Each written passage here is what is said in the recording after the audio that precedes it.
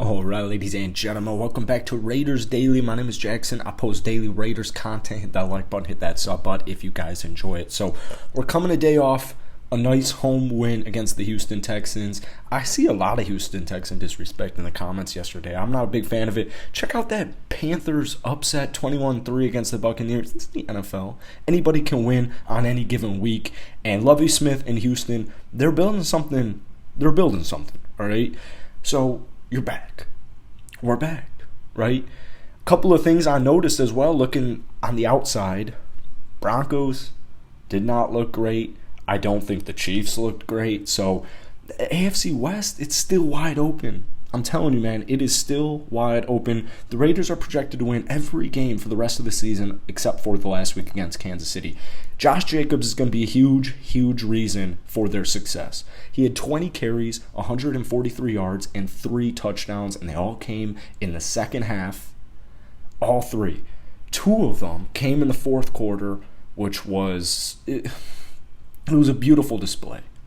Heading into week 4, so through the first 3 weeks of the season, Josh Jacobs actually hadn't rushed for more than 69 yards in a week. However, it was not Josh Jacobs. It wasn't on Josh Jacobs. It's not like he was running the ball poorly, averaging just 2.6 yards per carry. He was feasting. They were just handing it. Josh McDaniels and the Raiders offense were just handing it to him, 13 times, 14 times.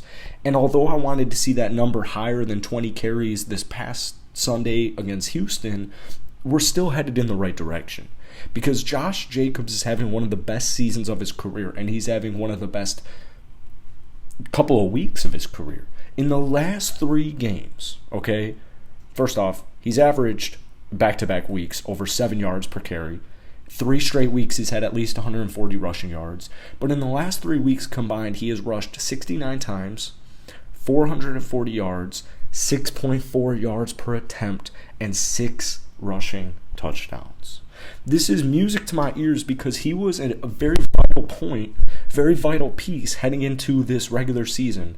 When we were talking about why the Raiders were going to be a top 5 offense, which I still think they are and will be, Josh Jacobs was extremely important, right? Adds a whole nother dynamic to your offense. Now, the offensive line was a little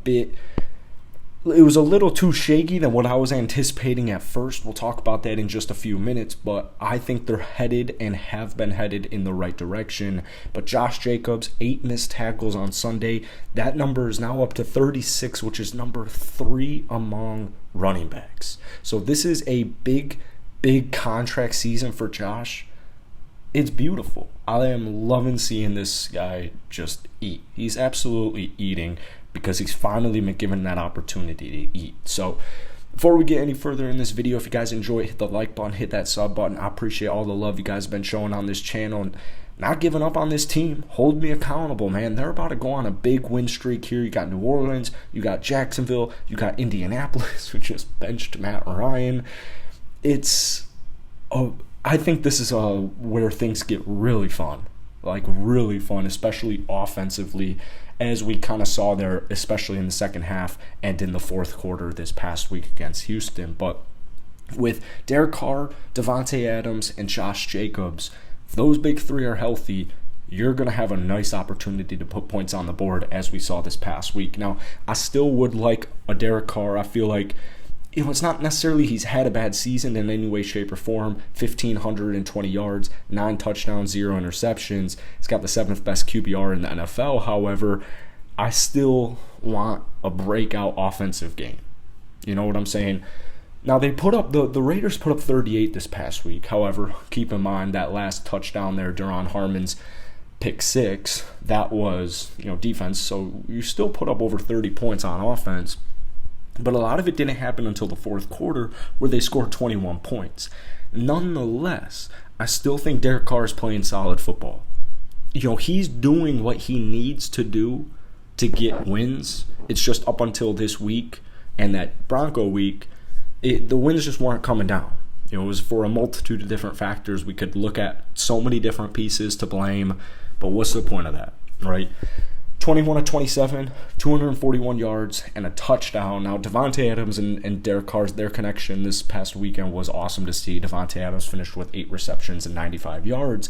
However, Hunter Renfrow, he was only targeted 3 times, and all 3 catches, 55 yards. He had that big 27-yard gain in the last. You saw the trick plays Josh McDaniels was throwing out there. I'm not worried about the Hunter and Devontae, lack of production's the wrong word, but chemistry I still think is the wrong word. Basically, things just haven't gone as planned. It hasn't panned out as all of us were expecting, with having playmakers like Devontae and Hunter and Darren Waller, who can't get healthy right now. I've seen a lot of stuff about Darren Waller getting traded. Well, the trade deadline's a week away. I highly, highly doubt that the Raiders would move on from Darren right after they extend him, after all the time, all the energy, all the money that they've put into Darren. They fully believe him. So he has at least the rest of the season, to me. That's just my opinion. Let me know what you guys are thinking about Darren Waller down below. I think genuinely once he gets healthy, he'll be just fine. We've seen Darren Waller at full health, and I just don't think he's been at full health this whole season. Missing camp doesn't help. Just got to get him healthy, and this is a good stretch of games here to really pound that offense. Defensively, I'm still very impressed. However, I'm really impressed with how big they're coming up when it matters the most.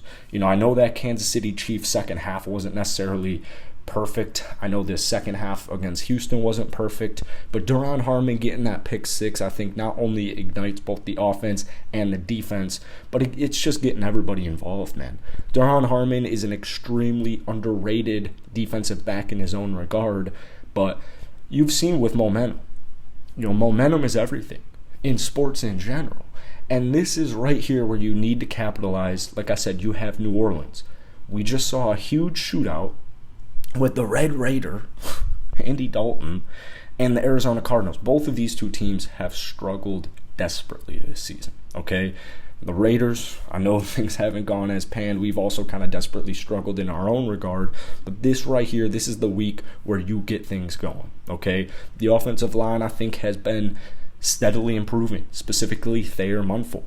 He's a rookie, man. Looks like he's perfectly acclimating to the NFL right now. He's got some great stats. He's got an overall PFF grade of 79.1. I like where the offensive line is heading in the right direction. That right tackle, it looks like it's just about locked up from rookie Thayer Munford. So that's it for today. Let me know some of the things you liked and didn't like about this Raiders win this past week against Houston. That's it for me. Let's try and get 250 likes on today's video. Drop some love down below, and I'll see you guys later.